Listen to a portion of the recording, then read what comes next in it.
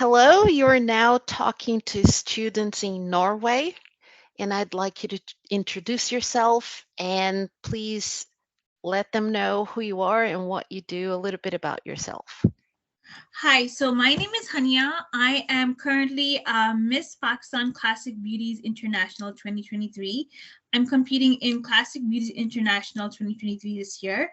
I'm a content creator, author, chef, entrepreneur, uh, a poet, and a pageant competitor. And by trade, I'm a researcher, and I've been an administrative assistant. I'm currently studying community service development program in University of Toronto. I'm doing my second postgraduate. My first postgraduate I did in last year. That was in journalism. Other than that, I have a post-secondary diploma from Humber College, and I compete a lot. I compete in different things all the time. I've competed in entrepreneur competitions. I've competed in poetry competitions, and I've competed in pageant competitions. That's what I do. That's a fantastic resume right there. So diverse, so many things that you do. I think it's fantastic.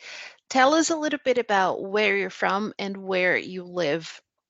So with me, I'm originally from Pakistan. I came to Canada when I was like 7 years old, so I'm pretty much brought up here. But while growing up here, I've been to a lot of different places. That's why my blog is called HunyahTravels, because I've been traveling to different cities, to different places, like since I was a kid. So I like to travel a lot.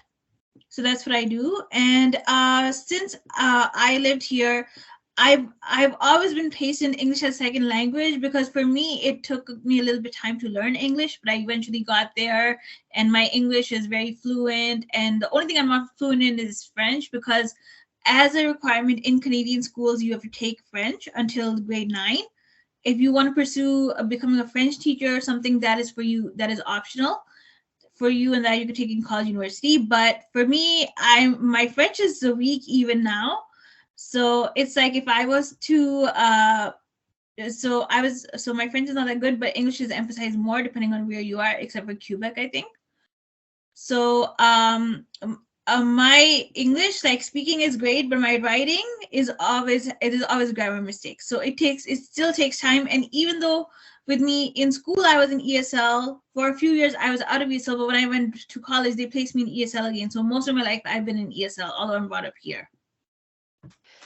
And I think it's a perfect example of what I'm trying to teach the students. Here in Norway, English is taught as a foreign language. In Canada, it would be as a second language, because if you come to live there, then it becomes a second language to the person who goes to live there. What are some things that you enjoy about Canada that you would like to share with my students here in Norway? Well, the one thing I enjoy about Canada a lot is that the opportunities there are for you to learn and grow. So, and the benefits that you get here. So whether you're working, whether you're not, there's always a kind of support given from some place, some training. And even if you're not earning, there's always something for you. So it's like you're never left behind. So that's the thing about it. On top of that, there's like a billion different courses in each university in Canada that you can continue to study until you're like 60. Like that's why I'm doing my second postgraduate, because with me, I love to study a lot. And after, like, I think almost after 8 years, I went back into studying again, and that's where I pursue in journalism. At the time, I had just started my. At the time, I was in midway of my on my YouTube. Now I'm getting more in towards being an expert of it now. But that's the thing. But what I enjoy is that the education system here is really beneficial. There's online classes you could do. There's in person. There's hybrid. So it's like almost every type of course is there, and there's like a billion things to choose from: cooking. There's also apprenticeship as well, but there's different things in social service factor. There's a common ones, of course, law and engineering. That is very common for South Asians.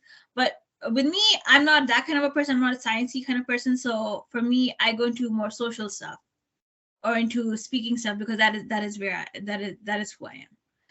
So there's like a billion things you can study from. What are your favorite cities in Canada? My favorite city in Canada would be Mississauga because I'm brought up there. I spent most of my life growing up in Mississauga, so I know Mississauga really well. The other city would be Montreal because of its architecture and it's new and old, and the food options there. So since I was a kid, I would go to Montreal every summer, and I'd also go to New York too. So the fun fact is, since I'm brought up here, I can tell you the map of New York and Montreal without having to look at Google because that's how many times I went there. So I could tell you all of it. That way you don't need to go to Google. I'll be your Google map, and I can like tell you. So it's like I remember the routes really well because my navigation sense is really good. So they have tons of different stores, and one thing is what I like a lot about Canada is the diversity in food. That is the best thing. And on top of that, my favorite thing to eat is poutine or shawarma.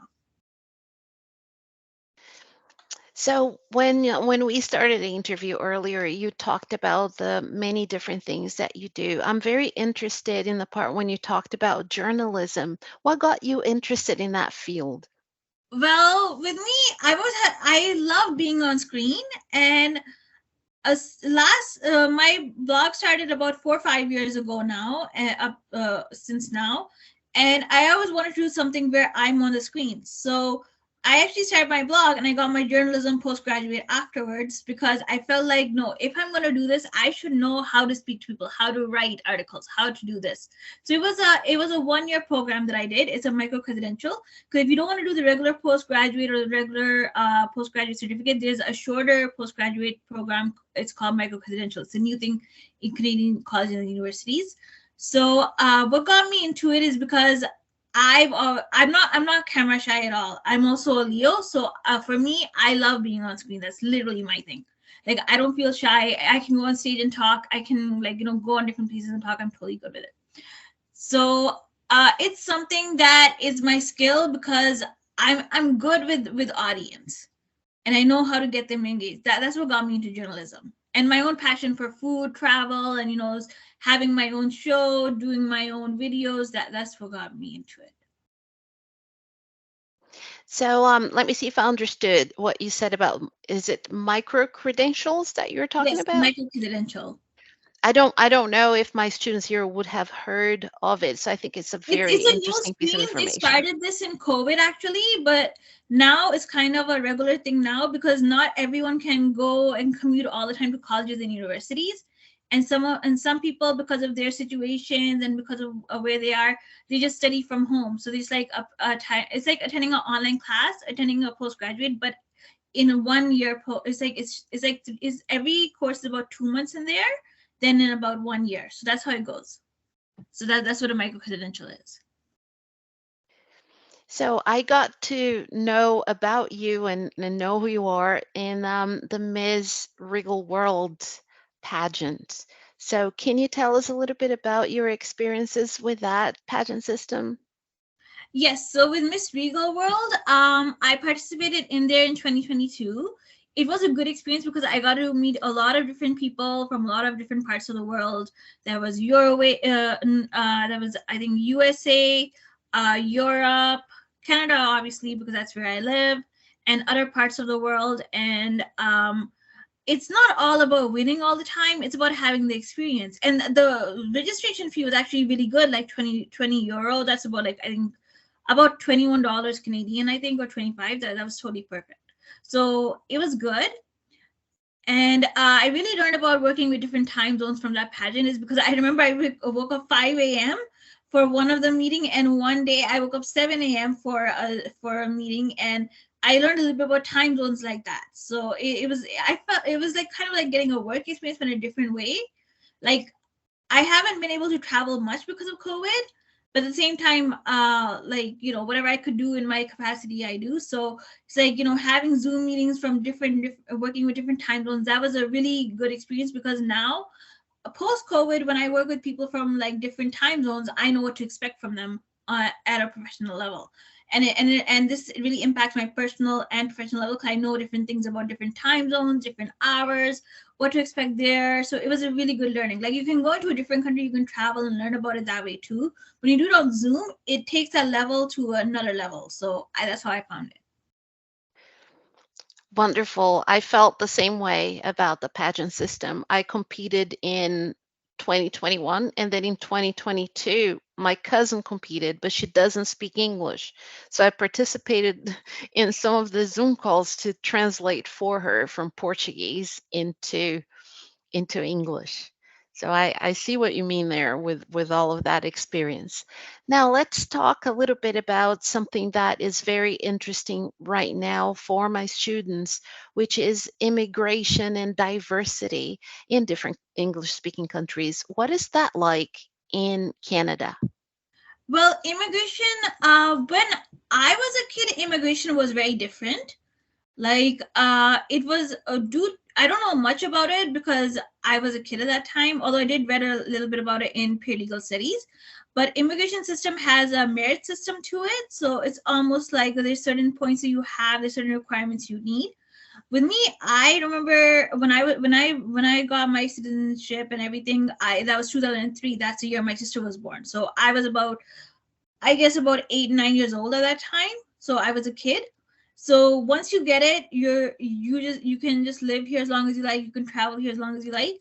But one thing I know is from the people right now is like if you have a permanent resident status or something like that, you cannot travel until after 5 years. That's how it works. And the immigration system has changed a lot in Canada because there weren't that many South Asians or that many Middle Eastern population as there is now. Because due to different global events and stuff, Canada has welcomed so many different immigrants each year that Toronto is actually the most populated city right now with immigrants. Do you feel like diversity is a big deal in Canada? Do you think it's well received, or what do you think about that? Yeah, I think it's well received because there is something for everyone. So whether you're a citizen, whether you're new, whether you've been here for like, let's say 20, 30 years, because I've been here for almost like 23, 24 years now, because I came here from like really long time ago. So what I see is that there's a diversity in food, there's diversity in festivals, there's diversity in work, there's diversity in everything, and it's like anything accessible to you, just gotta find it. Like if you can't speak English, you speak in another language, you'll find someone coming or talking to you in that particular language. What languages do you speak? You talked a little bit about French and English. Yeah, so I speak English, I speak Urdu, but I only speak with my grandma because for some reason I feel like I can't speak with anyone else. So I speak with her. That's like my dad's side. So I speak with my grandma from my dad's side, and then I speak. I only remember like one line of French, but I could understand like French a little bit. Although like right now, when it comes to languages, I actually want to renew my French skills because I feel like as a competitor, like especially depending on where you are, it's good to know French and English if you're in Canada when you're competing in pageants, because when you do have a title, when you do go further into pageants, when you are a director, it's good to know both languages because you'll have bilingual contestants, and it really helps your resume too if you know French. So those are the three languages that I know. And that's a fantastic set of skills to have. I think it is, and especially when you're always thinking about improving. We're never completely done learning a language. I feel like I can learn new things every day. So I like your True. attitude towards that. Like if I had opportunity, I would definitely like take French classes again that are online, because I know right now Western University has on-demand French classes. University of New Brunswick, where I did this one online training from about conflict and resolution. They also have French courses available, so that you can also take. So there's like different opportunities of learning French. So you don't have to be in Canada to take it. You could take it as a distance learning, but unless they require you to be in the country and then take it online or in person, I don't know how does that work. But I know for me, because I need to renew my skills, I need to refresh my skills. It's easy for a person like me to refresh my French skills, but it depends on everyone. Well, we're approaching 15 minutes, but there's one more thing I want to ask Mhm. you. What is your message for the young people today? They're going into the world, and I want my students to learn English, because it's the lingua franca and it's so important. What would you say to them? Well, I would say give it a try coming to Canada. You never know. You could be here for vacation or you could be adjusting.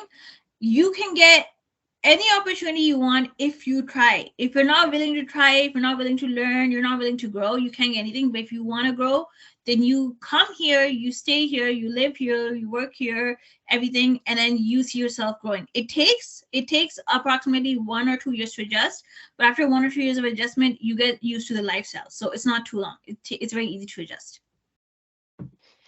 Thank you very much for this. It's been very educational. Lots of different pieces of information in a short period of time, which is fantastic. So I look forward to stay in touch with you. And Thank you. thank you so very much for everything. Feel free to save the chat with our video for I whatever will. you need. Thank you. Thank you very much.